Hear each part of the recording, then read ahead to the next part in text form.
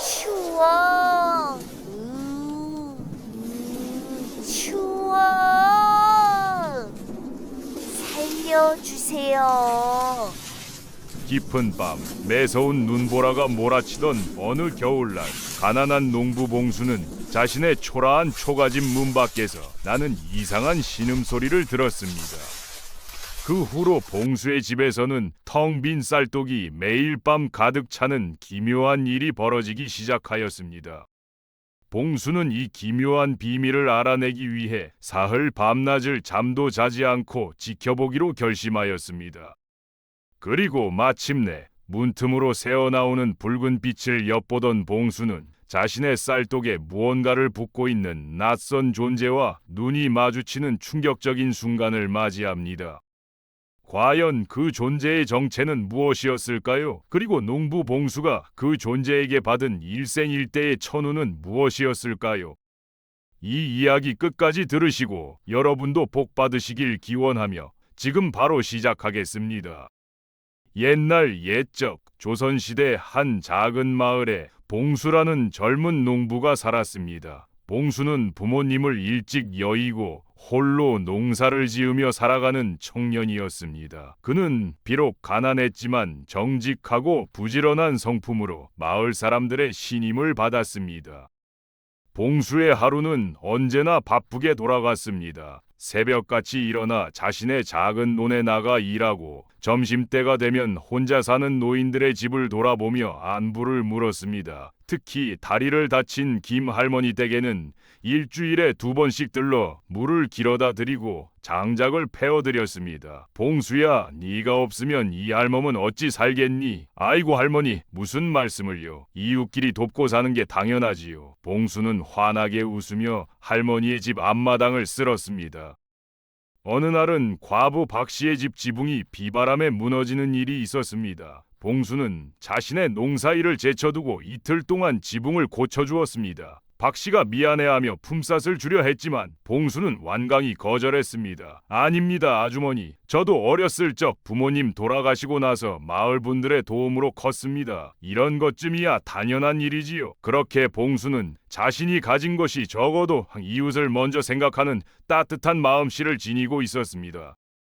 어느 추운 겨울날 저녁이었습니다. 눈이 하늘에서 펑펑 내리고 매서운 바람이 불던 밤, 봉수는 자신의 초라한 초가집에서 저녁을 준비하고 있었습니다. 남은 쌀이 한 줌밖에 없어 묽은 죽을 끓이고 있는데 갑자기 문 밖에서 희미한 신음소리가 들렸습니다. 살려주세요. 누구신지요? 봉수는 얼른 문을 열고 밖을 살펴보았습니다. 그곳에는 작은 아이가 눈 속에 쓰러져 있었습니다. 이상한 것은 그 아이의 얼굴이 희미하게 붉은 빛을 띠고 있었고 머리 위로 작은 뿔 같은 것이 보였다는 점이었습니다. 이런 도깨비 아이로구나. 봉수는 잠시 놀랐지만 곧 마음을 다잡았습니다. 도깨비든 사람이든 죽어가는 생명을 그냥 둘 수는 없었습니다.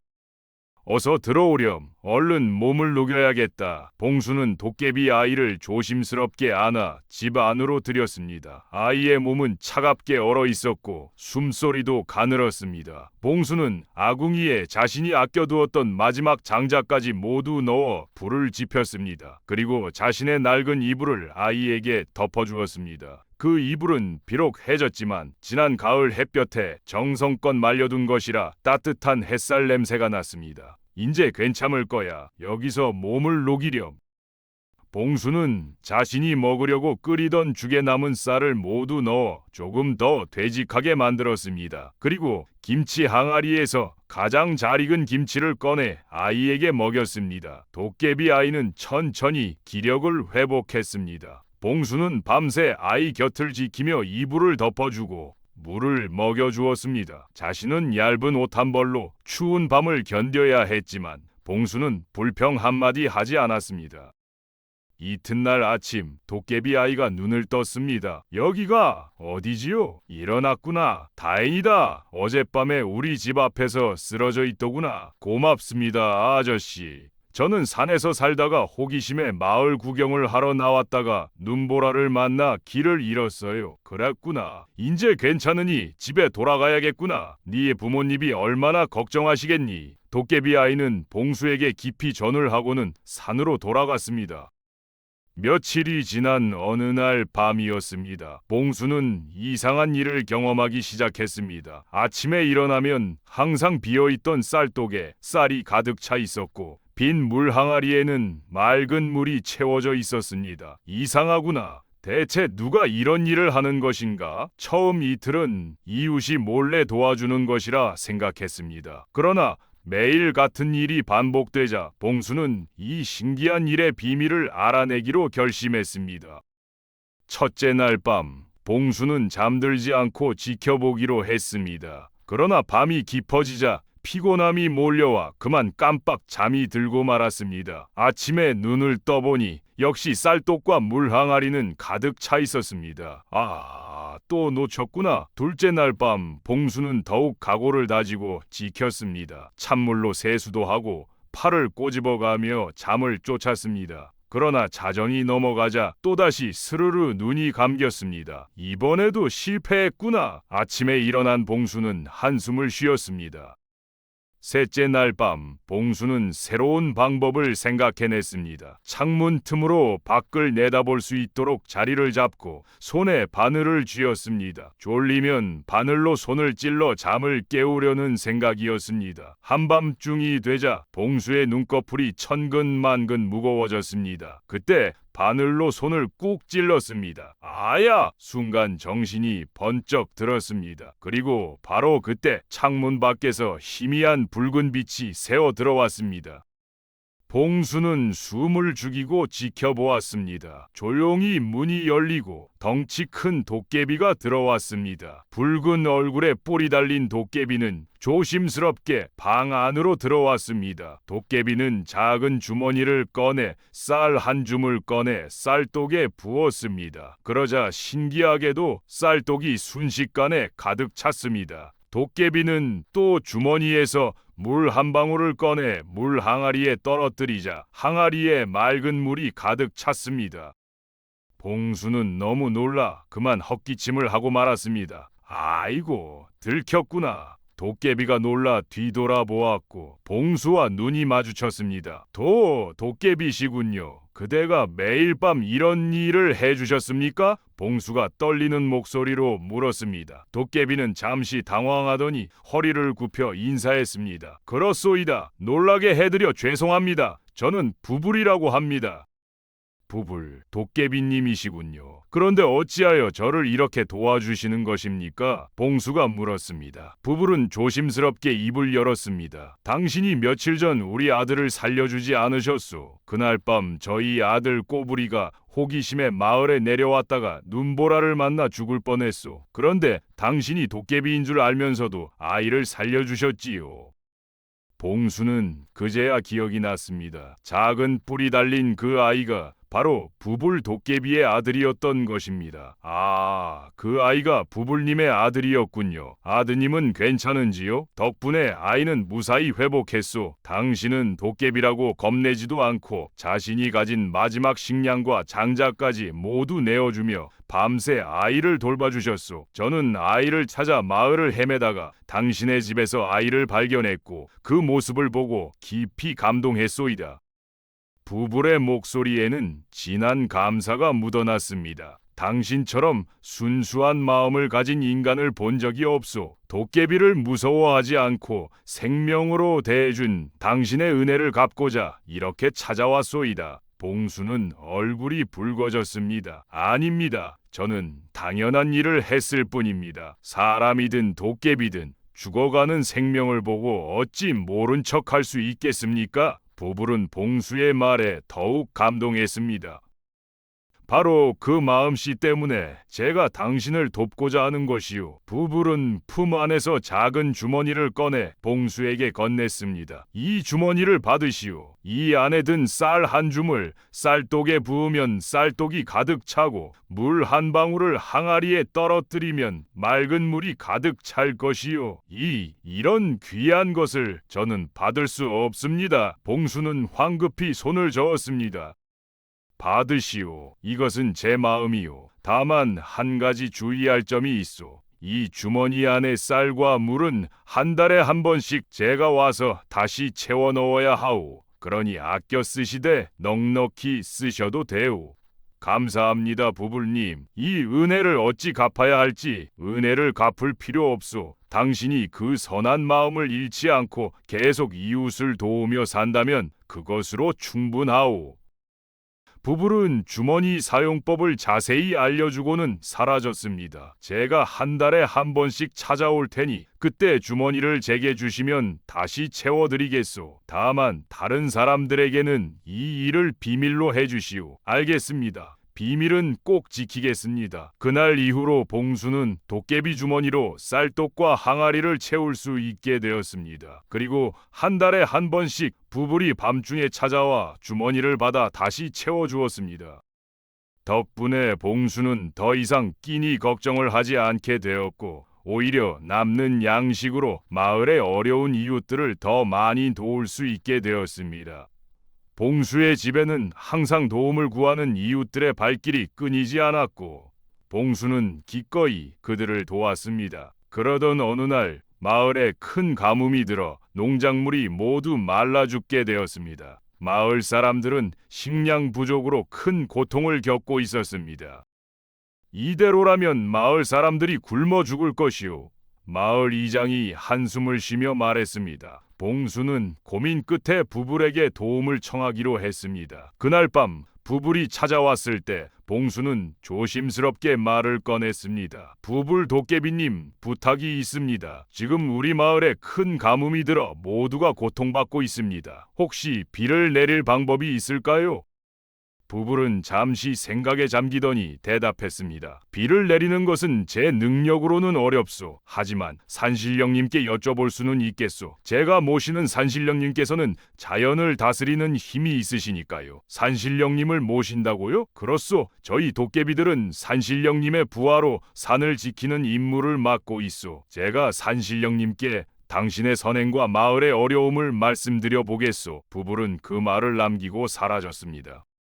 며칠 후 놀랍게도 하늘에서 단비가 내리기 시작했습니다. 마을 사람들은 기뻐하며 춤을 추었고 농작물들은 다시 생기를 찾았습니다. 그날 밤 부불이 찾아왔습니다. 봉수 나으리, 산신령님께서 당신의 선행을 높이 평가하셨소. 당신이 있는 한 앞으로도 이 마을은 산신령님의 보호를 받을 것이오. 정말 감사합니다. 모두 부불 도깨비님 덕분입니다. 그 일이 있은 후 봉수는 마을에서 더욱 존경받는 인물이 되었습니다. 사람들은 그를 하늘의 은혜를 받은 사람이라 불렀고 봉수는 더욱 열심히 이웃들을 도왔습니다.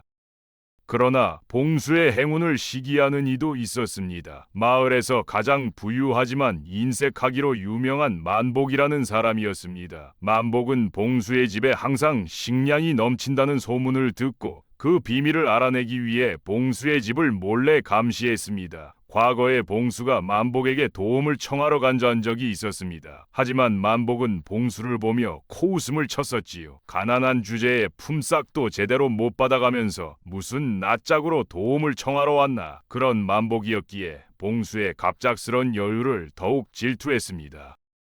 어느 날 밤 만복은 문틈으로 봉수가 신기한 주머니를 꺼내더니 주위를 살피며 쌀독과 물 항아리를 가득 채우는 것을 엿보았습니다. 아하, 저 주머니만 있으면 나도 더 큰 부자가 될 수 있겠구나. 만복의 눈에 욕심이 가득 찼습니다. 다음 날 만복은 봉수를 찾아가 거짓말을 했습니다.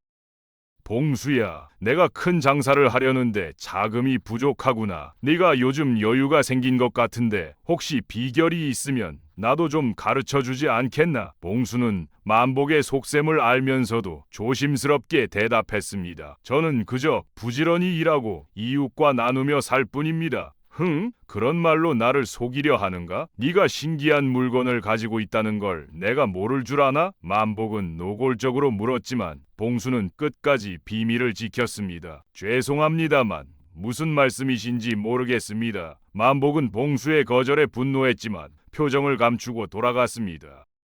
그날 밤 만복은 봉수가 잠든 틈을 타 몰래 그의 집에 침입했습니다. 그는 봉수의 집안을 뒤지다가 장롱 속에 숨겨진 도깨비 주머니를 찾아냈습니다. 찾았다. 이제 이것은 내 것이다. 만복은 주머니를 품에 감추고 황급히 도망쳤습니다. 다음 날 아침 봉수는 주머니가 사라진 것을 발견하고 크게 놀랐습니다. 이럴 수가, 도깨비 주머니가 없어졌구나. 봉수는 즉시 만복의 소해임을 직감했지만 증거가 없어 어찌할 수가 없었습니다. 그는 부불이 찾아오면 사과해야겠다고 생각했습니다. 한편 만복은 훔친 주머니를 가지고 자신의 집으로 돌아와 기쁨에 들떠 있었습니다. 이제 나는 부자 중에 부자가 되겠구나. 하하하! 만복은 주머니에서 쌀 한 줌을 꺼내 쌀독에 부었지만 아무 일도 일어나지 않았습니다. 그는 다시 물 한 방울을 항아리에 떨어뜨렸지만 역시 아무런 변화가 없었습니다. 이상하다. 왜 봉수에게는 효과가 있었는데 내게는 안 되는 것인가? 만복은 화가 나서 주머니를 마구 흔들어댔습니다.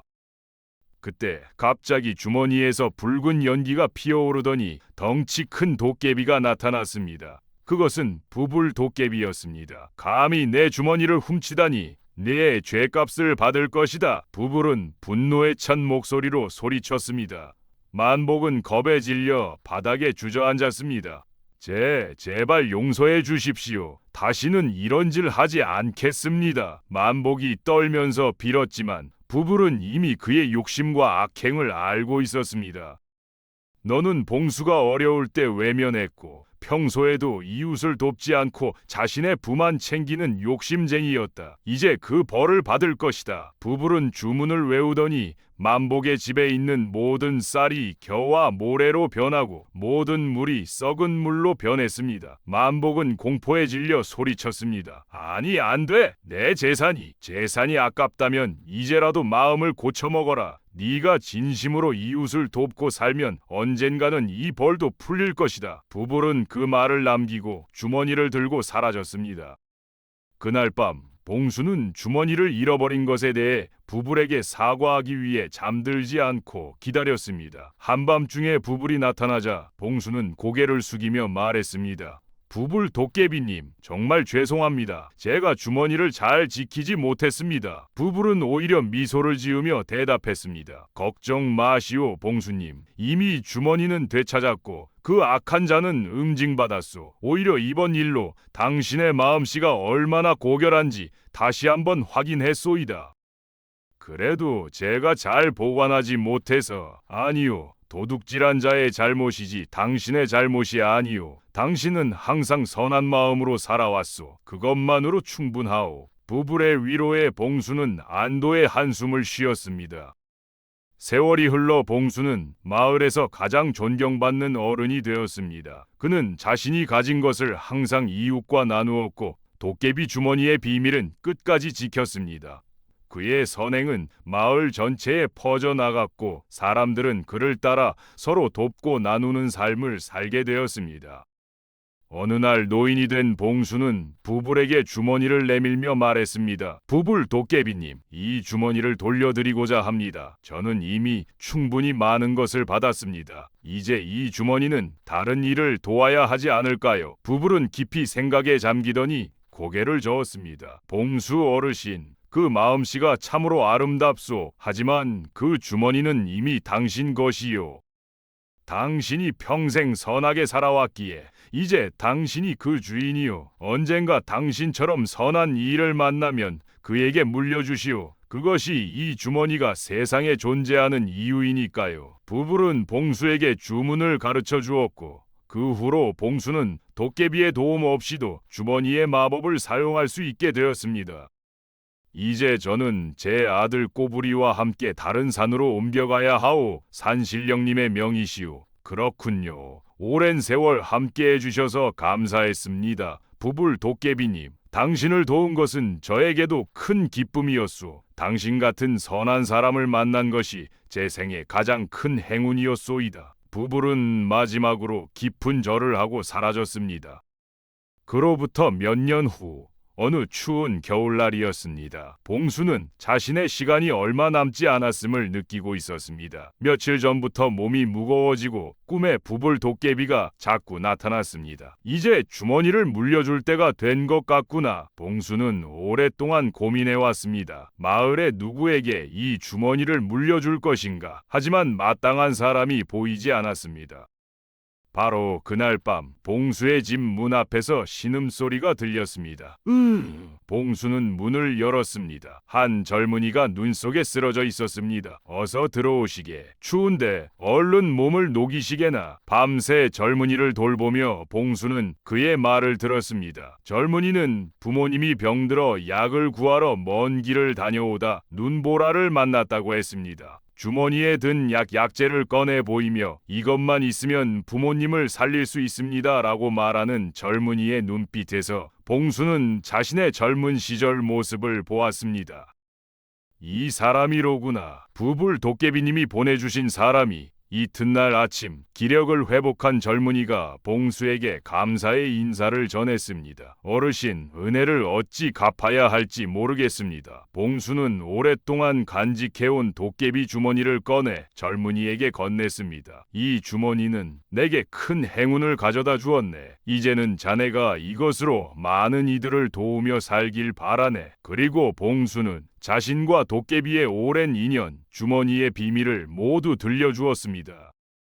이제는 자네가 이것으로 많은 이들을 도우며 살길 바라네. 하지만 명심하게. 이 주머니의 힘은 선한 마음을 가진 이에게만 효과가 있다네. 급구 사양하던 젊은이는 깊이 절을 하고 주머니를 받았습니다. 감사합니다, 어르신. 어르신의 뜻을 잊지 않고 이웃을 도우며 살겠습니다. 그날 밤 봉수는 조용히 눈을 감았습니다. 그의 얼굴에는 평화로운 미소가 가득했습니다. 그렇게 도깨비 주머니는 새로운 주인을 만났고 선행의 이야기는 대대로 이어져 갔습니다. 오늘의 이야기가 재미있었다면 구독과 좋아요를 꾹 눌러주세요. 모든 분께 큰 복이 찾아가길 기원합니다. 저는 다음에 더 좋은 이야기로 돌아오겠습니다.